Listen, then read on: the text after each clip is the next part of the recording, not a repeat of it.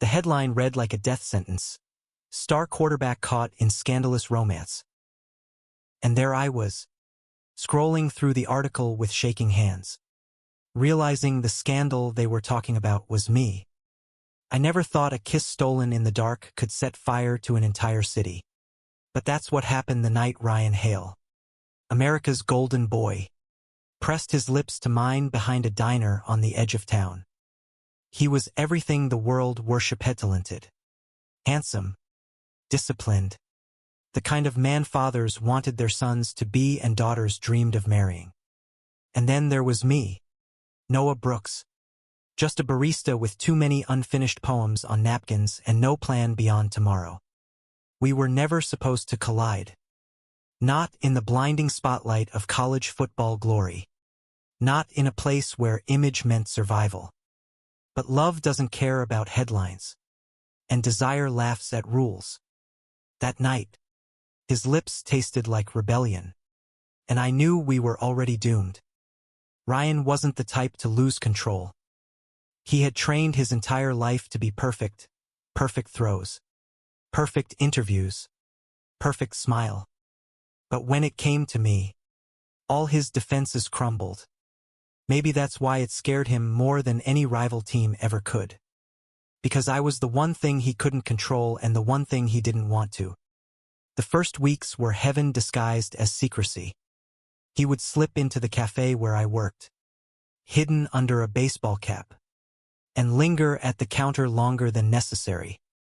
Our fingertips brushed when I passed him his coffee. A small, forbidden touch that meant more than 1,000 words. At night, he would drive to my apartment, and we would lie tangled in the dark, whispering futures that felt impossible but irresistible. But love in hiding has sharp edges. Every knock on the door felt like exposure. Every glance from a stranger felt like suspicion. I told myself we could handle it, that his world and mine could stay separate, like two rivers running parallel but never merging. Until one careless moment shattered everything. It was after a big game. One of those nights when the stadium roared his name so loud it seemed to shake the earth. He found me in the parking lot, his jersey still clinging to his skin, sweat shining under the streetlights. He looked at me like he couldn't breathe without me. And before I could stop him, he pulled me into his arms. It wasn't just a hug. It wasn't brotherly. It was raw, desperate, full of hunger and relief, and of course, someone had a camera. By morning, the picture was everywhere. Suddenly, Ryan wasn't a hero anymore. He was a controversy. Reporters camped outside his dorm. Sponsors pulled out of contracts. Coaches whispered about his distraction. Fans flooded social media with cruel words, dissecting his life, my life, our lives. And in the middle of it all, Ryan looked at me like I was both his salvation and his downfall. "I'll fix this," he told me one night, his voice shaking for the first time since I'd known him. "I'll handle it. Just don't leave me." But it was hard not to wonder if I was the problem he needed to fix. Because while I watched his world crumble, I couldn't stop hearing the unspoken question in every conversation. Every headline: was I worth it?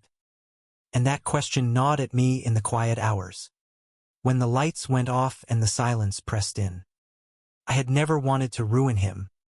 All I had ever wanted was to love him. Yet maybe love was the most dangerous thing of all. Ryan tried to keep his head high. He still went to practice, still gave interviews, still smiled for cameras even when they asked cruel, invasive questions. But I could see the weight crushing his shoulders, the doubt creeping into his eyes. "Do you regret it?" I asked him once, when the noise outside felt unbearable. He froze, then reached for my hand like a drowning man clinging to a rope. "No, never you.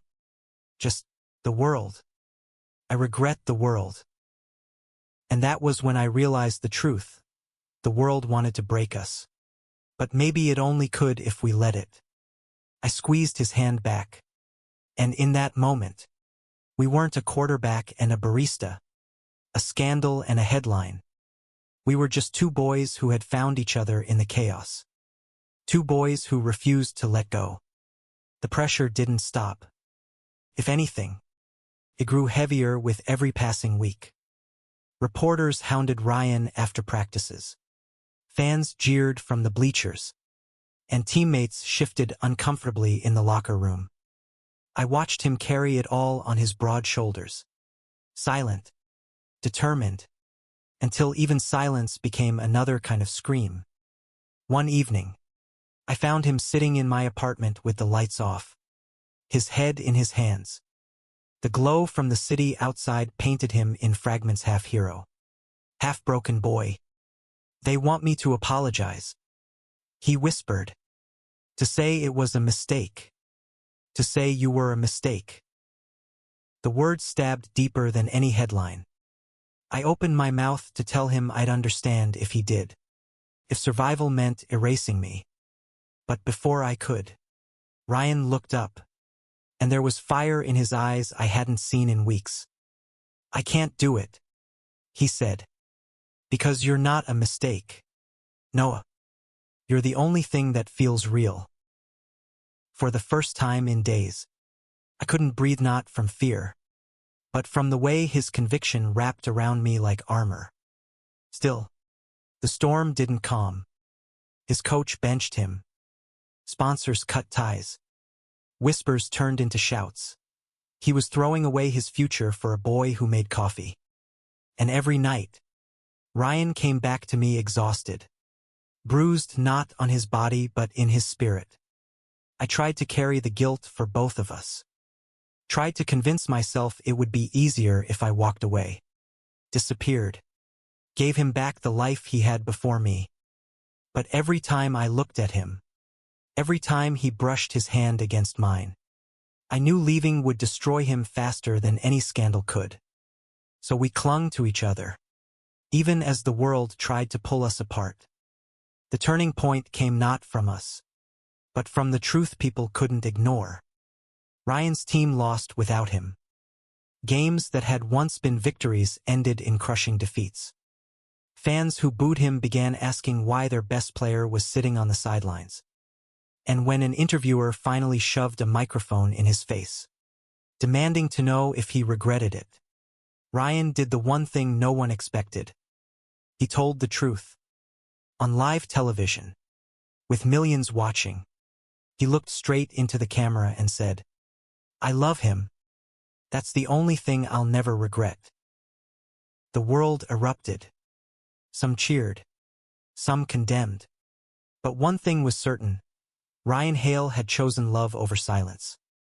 And in that moment, watching from my tiny apartment, tears streaming down my face, I realized the story wasn't just about scandal anymore.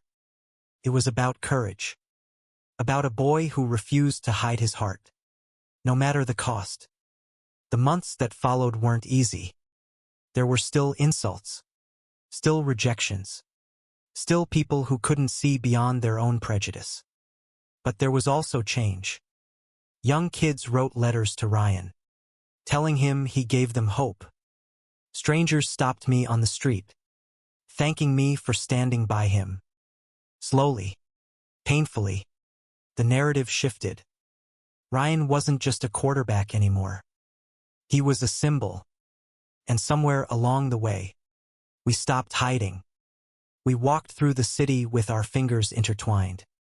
We kissed without fear of cameras. We lived, not as a scandal, but as ourselves. One night, almost a year after it all began, we stood on the rooftop of my building, watching the skyline burn with 1,000 lights. Ryan slipped his arm around my waist, pulling me close. "Do you ever wish we'd done things differently?" I asked softly, the old doubt flickering in my chest. He shook his head, pressing his lips against my temple. "If I lost everything but you, Noah, I'd still have everything that matters." The simplicity of it undid me. In a world obsessed with victories and reputations, here was a man who had chosen love as his greatest win. I leaned into him, feeling his heartbeat against mine, steady and certain. And for the first time, I wasn't afraid of the future, because no matter what the headlines said, no matter how high the pressure rose, our love had already survived the fire. And no scandal, no judgment, no fear could ever bury it. Thank you for listening. Don't forget to like and subscribe to stay updated with the latest videos.